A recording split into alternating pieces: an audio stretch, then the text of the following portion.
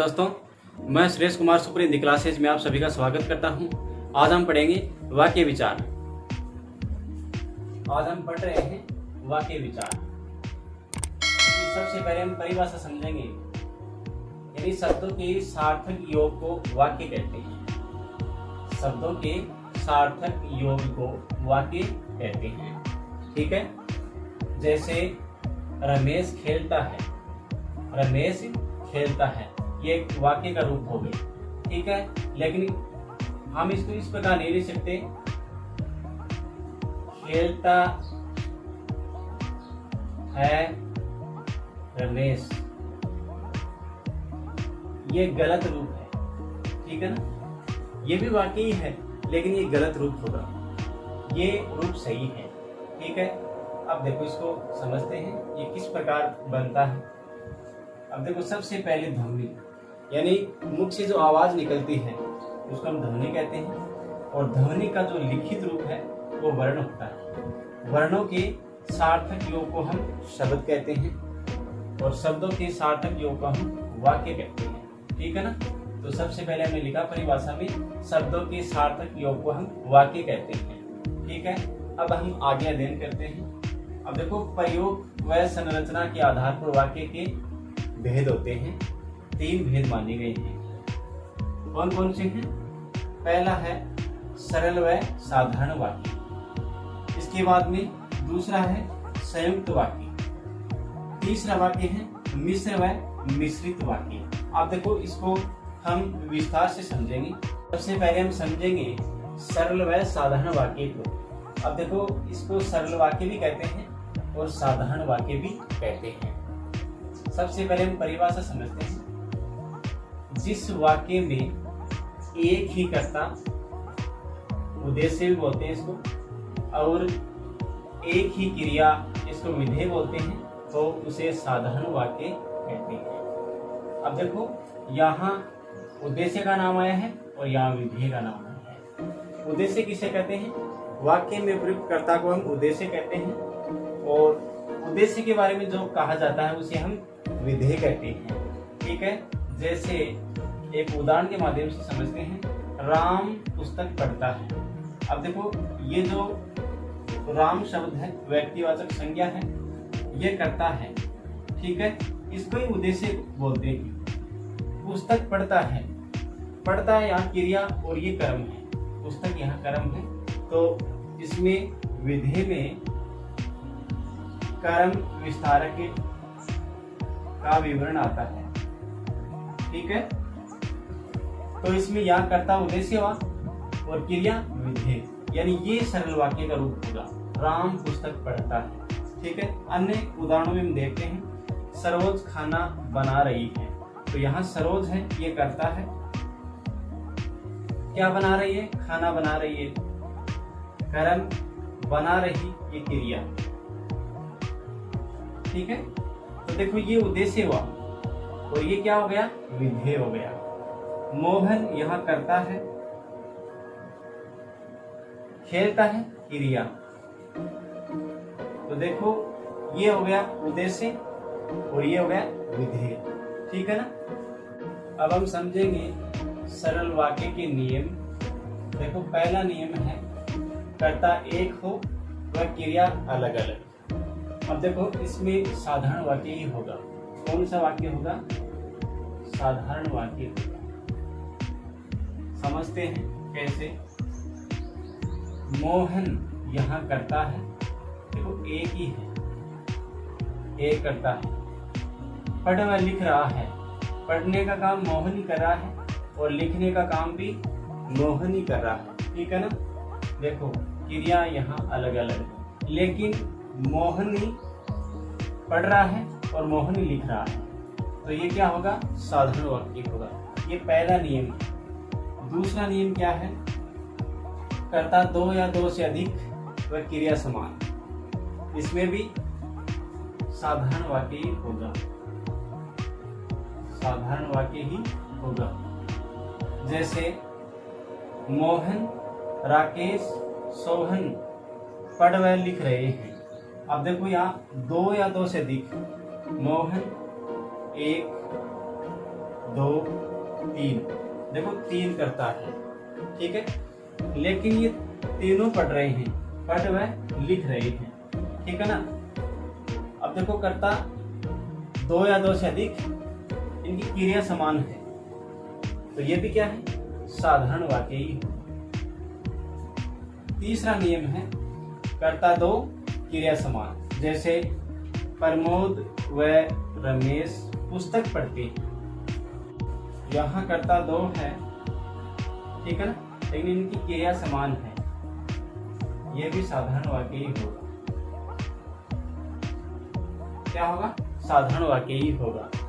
प्रमोद व रमेश करता है, पुस्तक पढ़ते हैं। अब देखो ये कर्म है, पुस्तक कर्म है, पढ़ते हैं ये क्रिया, लेकिन पुस्तक पढ़ने का काम कौन कर रहे हैं, प्रमोद व रमेश, तो क्रिया तो समान हो गई ना, ठीक है ना। ये तीसरा नियम है।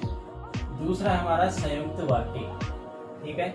सबसे पहले इसकी परिभाषा समझते हैं। जिस वाक्य में 2 या 2 से अधिक साधारण वाक्य जुड़े होते हैं उसे संयुक्त वाक्य कहते हैं। अब देखो 2 या 2 से अधिक साधारण वाक्य जुड़े होने चाहिए, वह संयुक्त वाक्य होता। जैसे मैं पढ़ता हूँ, ये एक साधारण वाक्य हो गया, यहाँ तक साधारण वाक्य, ठीक है, यहाँ तक ये साधारण वाक्य। यहाँ ये जोड़ने का काम हो रहा है, यहाँ संयोजक शब्द है, ठीक है ना।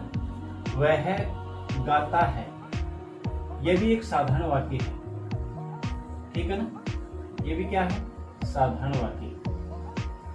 अब देखो 2 साधारण वाक्य हो गए, इसका मतलब ये हुआ कि ये संयुक्त वाक्य है, ठीक है ना। यहाँ ये संयोजक शब्द है, जोड़ने का काम कर रहा है, ठीक है। अगला उदाहरण है, भरत आया किंतु मोहन चला गया, ये वाचक शब्द है, देखो संयोजक शब्द। भरत आया साधारण वाक्य हो गया, मोहन चला गया ये भी साधारण वाक्य है। 2 साधारण वाक्य जुड़े हुए हैं, इसका मतलब ये हुआ कि ये भी संयुक्त वाक्य है, ठीक है। अब देखो इसकी पहचान क्या है, ये किसी संयोजक शब्द से जुड़े होते हैं, जैसे तथा, किंतु, परंतु, बल्कि, और, एवं, या, अथवा, लेकिन, अतः, इन शब्दों से जुड़े होते हैं, ठीक है ना। ये संयोजक शब्द आ जाए वहां संयुक्त वाक्य होगा। अब देखो एक नियम और समझते हैं। राम खेलता है, अल्प विराम, सोहन पढ़ रहा है। अब देखो इसमें कौन सा वाक्य होगा, इसमें भी संयुक्त वाक्य ही है, संयुक्त वाक्य। अब क्यों है ये समझते हैं। राम खेलता है, यहां ये साधारण वाक्य हुआ। सोहन पढ़ रहा है, ये भी साधारण वाक्य है, ठीक है। अब देखो बीच में तथा, किंतु, परंतु, बल्कि, और, एवं, या, अथवा, लेकिन, अतः ये वाचक शब्द नहीं है ना, लेकिन यहाँ अल्प विराम लगा हुआ है, इसका मतलब ये हुआ कि ये संयुक्त वाक्य है, ठीक है। तीसरा बिंदु है हमारा मिश्र व मिश्रित वाक्य, ठीक है। सबसे पहले इसकी परिभाषा समझते हैं। जिस वाक्य में एक प्रधान उपवाक्य तथा एक या एक से अधिक आश्रित उपवाक्य हो उसे मिश्र या मिश्रित वाक्य कहते हैं। अब समझते हैं। जैसे गांधी जी ने कहा कि सदा सत्य बोलो, हिंसा मत करो, बुरा मत बोलो, बुरा मत सुनो, ठीक है। अब देखो गांधी जी ने कहा, ये एक प्रधान वाक्य है, ठीक है। गांधी जी ने कहा ये प्रधान उपवाक्य है। सदा सत्य बोलो ये आश्रित उपवाक्य है,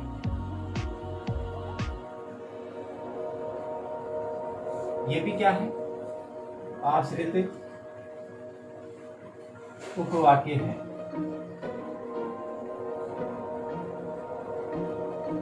ठीक है, ये पहचान है कि क्या है? पहचान है, ये इनसे जुड़ा हुआ है। तो गांधी जी ने कहा ये प्रधान उपवाक्य है, सदा सत्य बोलो आश्रित उपवाक्य है, और ये भी क्या है? आश्रित उपवाक्य है। ये क्या हुआ? मिश्र या मिश्रित वाक्य है। ठीक है ना, ये उदाहरण मिश्र या मिश्रित वाक्य का है। ठीक है, अब पहचान क्या है? ये वाक्य की, क्योंकि, जब तब, जैसा वैसा, यदि तो, जिसका जिसकी, जितना उतना, जो सो वह, यद्यपि तथापि, जिन्हें आदि से जुड़े होते हैं। ठीक है ना, ये इनकी पहचान है। ये शब्द आ जाए तो आपको मिश्र या मिश्रित वाक्य करना है। अगला बिंदु है आश्रित उपवाक्य के भेद। इसके 3 भेद माने गए हैं, समझते हैं कौन कौन से हैं। पहला है संज्ञा आश्रित उपवाक्य, यानी ये जो वाक्य की और क्योंकि से प्रारंभ होते हैं। जैसे प्रधानाचार्य जी ने कहा कि कल का अवकाश रखिएगा। अब देखो ये यहाँ की आ गया, यही संज्ञा आश्रित उपवाक्य है। ठीक है, दूसरा है विशेषण आश्रित उपवाक्य। अब ये जो वाक्य हैं जो जिसका, जिसकी, जिसके आदि से प्रारंभ होते हैं। जैसे जो विद्वान होते हैं उनका सभी आदर करते हैं। देखो, जो विद्वान होते हैं उनका सभी आदर करते हैं। ये जो वाक्य है किसका है? विशेषण आश्रित उपवाक्य का होगा। ठीक है, इससे अगला है क्रिया विशेषण आश्रित उपवाक्य। ये वाक्य यदि, जहां, जैसे, यद्यपि, जब तक से प्रारंभ होते हैं। जैसे यदि मोहन परिश्रम करता तो अब से उत्तीर्ण होता। ठीक है ना, यदि मोहन परिश्रम करता तो अब से उत्तीर्ण होता। ठीक है, यह वह क्रिया विशेषण वाक्य। अब हम तीनों वाक्यों को एक साथ समझते हैं। सबसे पहले साधारण वाक्य, यह है एक ही कर्ता जोड़ एक ही क्रिया से बनता है। कर्ता को हम उद्देश्य बोलते हैं और इसको हम विधेय बोलते हैं। ये जिसमें आते हैं वह साधारण वाक्य होगा। संयुक्त वाक्य जिसमें दो या दो से अधिक, दो या दो से अधिक साधारण वाक्य आते हैं, उसे भी संयुक्त वाक्य कहते हैं। यह है किंतु, परंतु, बल्कि, और, अथवा, या, अतः आदि से जुड़े होते हैं। ठीक है ना, संयुक्त वाक्य। अगला है मिश्र या मिश्रित वाक्य। अब देखो, इसमें एक प्रधान उपवाक्य होगा प्लस एक या एक से अधिक